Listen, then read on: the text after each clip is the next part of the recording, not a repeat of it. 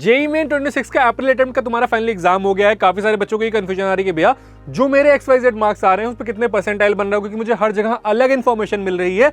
तो क्या परसेंटाइल रहने वाला है कि एटलीस्ट मैं इतने मार्क्स पे इतने परसेंटाइल एक्सपेक्ट कर रहा हूं, क्या वो सही है क्या वो गलत है, कितने परसेंटाइल बन रहे होंगे। तो तुम्हें यहाँ पे मैं मोस्ट एक्यूरेट मार्क्स से परसेंटाइल बताने वाला हूं। अब ये मैं तुम्हें कैसे बता पा रहा हूं, पहले तो मैंने एक्सपर्ट फैकल्टी से बात करी हुई है, प्लस हमने हर शिफ्ट के 5 से 6,000 बच्चों का डेटा लिया है, उसके बाद उनकी एनालिसिस की है, कुछ बच्चों से बात भी करी है उसमें, और उसके बाद हम तुम्हें यहाँ पे मार्क्स से परसेंटाइल बताने वाले हैं। तो ऑलमोस्ट तुम समझ सकते हो कि most accurate percentile versus marks का तुम्हें वीडियो यहाँ पे मिलने वाला है।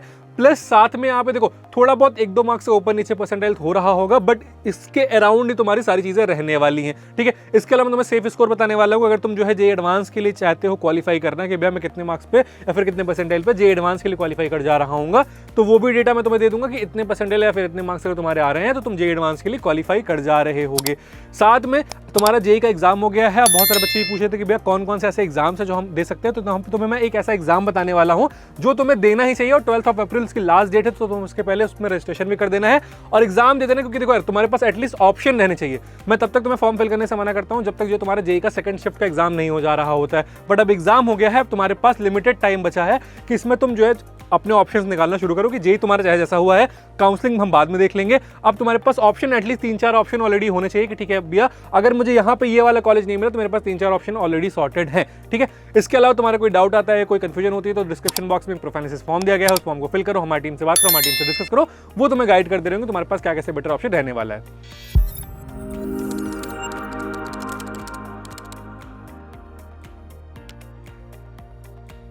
अब देखो सेकंड अप्रैल फर्स्ट शिफ्ट की बात कर रहे होंगे, 99 परसेंटाइल की बात करेंगे तो 185 से लेकर 187 मार्क्स तक तुम्हारा 99 परसेंटाइल बन जा रहा होगा।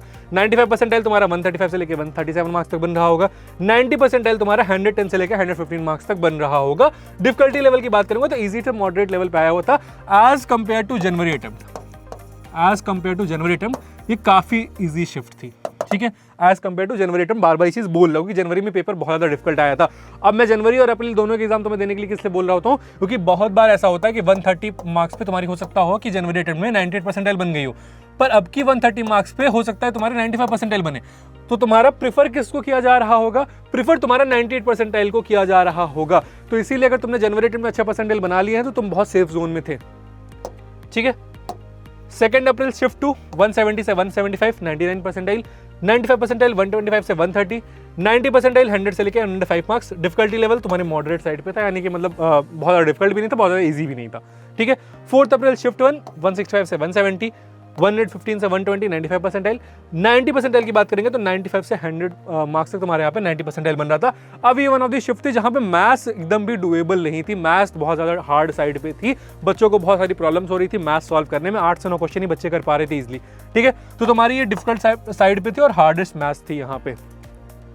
4 अप्रैल शिफ्ट 2 की बात करेंगे तो 185 से 190, 130 से 140 95 परसेंटाइल, और 90 परसेंटाइल की बात करेंगे तो 105 से लेकर 107 मार्क्स। और ये शिफ्ट तुम्हारी थोड़ी सी इजी साइड पे थी, यानी कि इजियर साइड पे थी। यहाँ पे बच्चे जो मतलब जिन्होंने 2 साल अच्छे से तैयारी करी हुई है, जिनके ऑलरेडी मार्क्स में 150 प्लस आ रहे थे, उन्होंने 45 to 50 क्वेश्चन अटेम्प्ट किए हैं। ठीक है, तो यहाँ पे तुम मान के चलो कि अगर मैं इसमें देखूंगा कि कौन सी शिफ्ट इजी थी कौन सी शिफ्ट डिफिकल्ट थी, तो ये वाली शिफ्ट डिफिकल्ट थी और ये वाली शिफ्ट इजी थी। ठीक है, इसके बाद तुम्हें एग्जाम कौन सा अप्लाई कर देना चाहिए, अभी आगे जितने भी तुम्हारे शिफ्ट बचे उनके भी तुम्हें परसेंटाइल बता रहा हूँ। उससे पहले देखो तुम्हें एग्जाम कौन सा अप्लाई कर देना चाहिए, तुम्हें ASAT का एग्जाम है, तुम्हें ये अप्लाई कर देना चाहिए। क्यों अप्लाई कर देना चाहिए, देखो ASAT मतलब all India school of technology. ठीक है, तुम्हारे इसको एग्जाम को अप्लाई कर देना चाहिए। अब रीजन मीन क्यों अप्लाई करना चाहिए कि देखो new age engineering college option है, यहाँ पे तुम्हें जो है डे 1 से कोडिंग वगैरह तो सिखाई जा रही होती है। करिकुलम तुम्हें अगर जो किसी भी Tier 2 कॉलेज में जा रहे हो, किसी भी Tier 3 कॉलेज में जा रहे हो जो कि तुम्हारे स्टेट लेवल के कॉलेज है, उनसे तुम्हारे लिए बेटर ऑप्शन है। क्यों बेटर ऑप्शन, 2 रीजन समझो।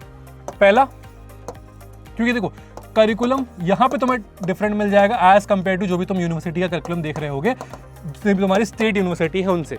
ठीक, दूसरी सबसे इंपॉर्टेंट चीज, जो प्रैक्टिकल लर्निंग है तुम्हें वो मिल जा रही होती है, स्किल्स पे तुम्हें यहाँ पे काम कर ले रहे होते हो, लाइव प्रोजेक्ट रियल प्रोजेक्ट्स कर ले रहे होते हो।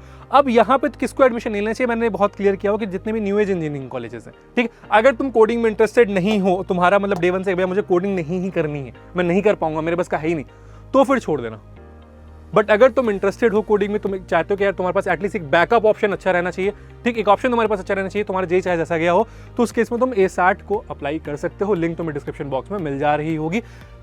एवरेज प्लेसमेंट की बात करेंगे, यहाँ पे देखो हाईएस्ट पैकेज इनका अभी तक का 24 LPA का तुम्हारा है, ठीक। 55% जो कोर इंजीनियरिंग रोल्स हो रहे होते हैं, जो मतलब प्रॉपर टेक रोल्स हो रहे होते हैं, 50% पेड इंटर्नशिप दैट कन्वर्ट्स, यानी कि जो तुम्हारे पीपीओज होते हैं, 50% बच्चों के जो पीपीओज होते हैं वो कन्वर्ट हो जा रहे होते हैं। साथ में 386 सॉफ्टवेयर डेवलपमेंट ओपनिंग अलोन, ठीक। यानी कि देखो अगर तुम टेक में इंटरेस्टेड हो तो तुम्हारे लिए एक डिसेंट ऑप्शन हो सकता है। अब मैं क्यों बोलता हूँ कि यार तुम इसको प्रेफर कर सकते हो, एक ऑप्शन उसका ये है कि फीस, मेरे को मतलब होता है ROI से, कि मैं कितना पैसा लगाऊंगा और मुझे कितना पैसा मिल जा रहा होगा, ठीक।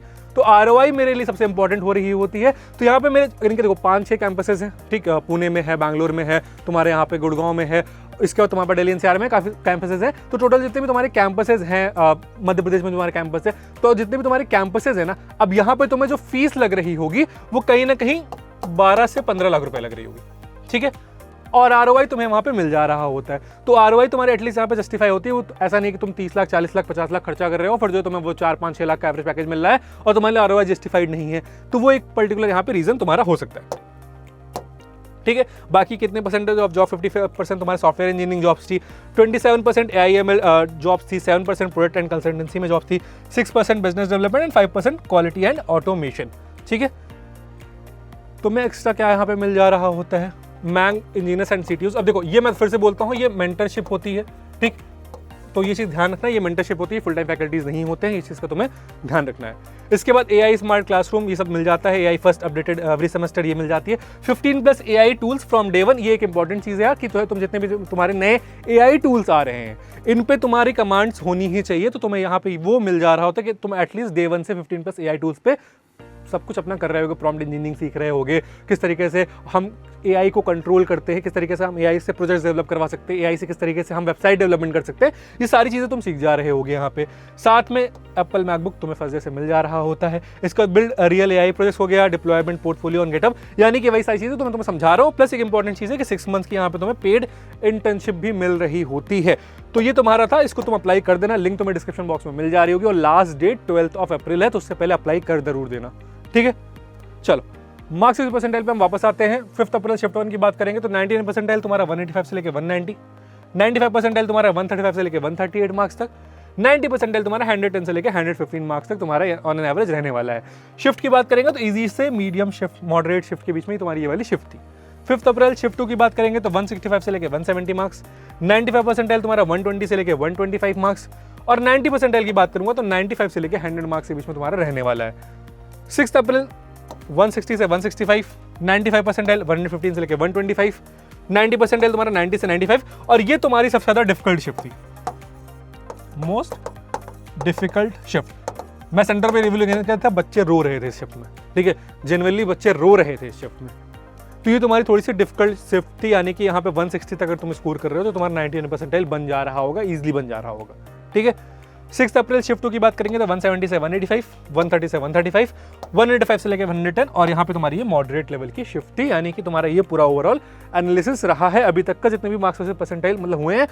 बाकी अभी जो एक शिफ्ट बची हुई है 8 अप्रैल की, उसको कल मैं रिव्यू कर दे रहा हूँ, क्योंकि अभी वो शिफ्ट कंक्लूड नहीं हुई। जैसे कंक्लूड होगी मैं उसका तुम्हें डिटेल में एनालिसिस भी दे रहा हूँ, और कल उसको भी हम प्रॉपर रिव्यू करेंगे।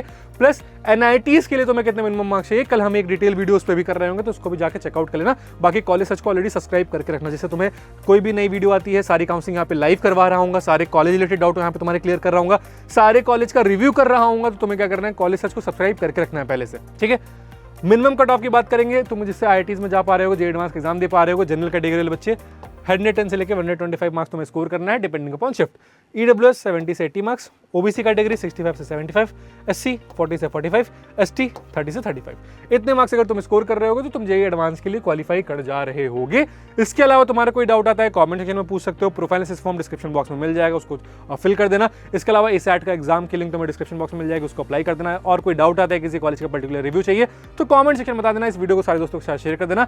इसी के साथ मैं नमन कॉलेज के काउंसिल से तुम्हारा कोई भी डाउट आएगा तुम्हें चैनल पता चल जाएगा, तो तुम्हें क्या करना है, कॉलेज सर्च को सब्सक्राइब कर लेना और नोटिफिकेशन बिल ऑन कर लेना है।